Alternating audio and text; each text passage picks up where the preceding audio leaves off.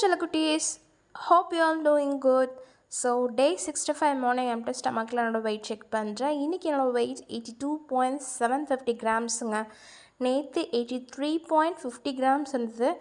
So 300 grams கம்மியா இருக்கு. ரொம்ப ஹாப்பியா இருக்கு. ஆஃப்டர் so many years கிட்டத்தட்ட எனக்கு நான் ஃபர்ஸ்ட் பேபி கன்சீவாக இருக்கும்போது 5th மந்த் ஸ்கேன் போகும்போது பார்த்துருக்கேன் நான் வெயிட் மிஷனில் 82 kgs அப்படின்றது. அதுக்கப்புறமா திரும்ப நான் இப்போ தான் பார்க்குறேன். ஏன்னா அப்புறம் நான் இந்த டெய்லி வெயிட் செக் பண்ணுற ஆள்லாம் கிடையாது. அதுக்கப்புறமா டெலிவரி எப்போ தான் வெயிட் செக் பண்ணேன். நான் வந்து டெலிவரி எப்போ நார்மல் டெலிவரி தான் இருந்தாலும் 93 kgs இருந்தேன் ஃபர்ஸ்ட் டெலிவரி அப்போ. செகண்ட் டெலிவரி அப்போ 91 kgs இருந்தேன்.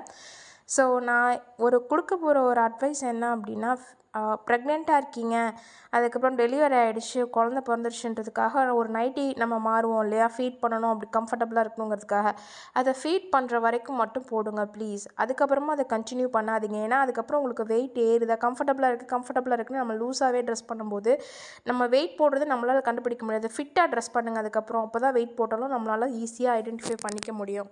சினிமா டைலாக் தாங்க, 4 பிள்ளை பெற்றுட்டா உன் சரித்திரமே முடிஞ்சிடுச்சுன்னு. அது மாதிரிலாம் எதுவும் கிடையாது. குழந்தை பிறந்தா நம்மளோட ஹிஸ்ட்ரி முடிய போகிறது கிடையாது. ஸோ அதே எந்தூசியஸமோட இன்றைக்கி மார்னிங் 12,000 ஸ்டெப்ஸை நான் ஃபினிஷ் பண்ணியாச்சு. சாட்டர்டே அப்படின்றதுனால ஆஸ் யூஷுவல் நம்ம சந்தைக்கு போயிட்டு புட்டு வாங்கிட்டு வந்தோம். ஸோ இன்றைக்கி நான் 2 புட்டு எடுத்துட்டேன். ஒயிட் புட்டு அண்ட் ராகி புட்டு ரெண்டுமே எடுத்திருக்கேன். ரெண்டுலேயுமே நாட்டு சக்கரை ஆட் பண்ணியிருப்பாங்க. இது ஒரு 9 o'clock சாப்பிட்டுட்டு அதுக்கப்புறமா பேலன்ஸ் 3,000 ஸ்டெப்ஸ் அப்படி அந்த 15,000 அப்படின்றத ஒரு 11:30 அரௌண்ட் நான் முடிச்சிடுவேன். ஏன்னா அதுக்கப்புறம் நான் லஞ்ச் ப்ரிப்பேர் பண்ணணும். அண்ட் இன்றைக்கி லஞ்சுக்கு ஒரு சூப்பர் ஃபில்லிங் மெனு தான். ஒயிட் ரைஸ், அதுக்கப்புறம் பாலக்கீரை கடையல், ஃபுல் எக் வந்துட்டு நான் பாயில் பண்ணி எடுத்துக்கிட்டேன். நான் சம்டைம்ஸ் வாரத்தில் ஒரு நாள் ஃபுல் எக் எடுக்கிறதும் உண்டு. எக் ஐட்டம் நல்லா வெறுமனே சாப்பிட முடியாது அப்படின்றவங்க இந்த மாதிரி நீங்கள் வந்து ஸ்பைசஸ்லாம் ஆட் பண்ணி வெங்காயம்லாம் போட்டு மசாலாஸ் போட்டு சாப்பிட்லாம். அண்ட் ஒரு குட்டி கேரட், அதுக்கப்புறம் வாழைப்பூ பொரியல் அண்ட் முருங்கைக்காய் கூட்டு, இதுதான் என்னோடய மெனு. பயங்கர ஃபில்லிங்காக இருந்தது லன்ச் இன்றைக்கி. அதனால் பயங்கரமாக ஸ்நாக்கிங் அதுக்கப்புறம் பண்ணலை. டின்னரும் நான் ரொம்ப லைட்டாக தான் எடுத்துக்கிட்டேன். இன்றைக்கி ஈவினிங் ஸ்நாக்கு ஒரே ஒரு குட்டி ஸ்வீட் கார்ன் பசங்களுக்கு செய்யும்போது எனக்கும் பண்ணிவிட்டேன். டின்னருக்கு ரொம்ப பசியில் பயங்கர ஃபில்லிங்காக இருந்ததுன்னு சொன்னேன் இல்லையா, அதனால் 1 ஆப்பிள் அண்ட் 1 கொய்யாப்பழத்தோடு நான் ஃபினிஷ் பண்ணிட்டேன்.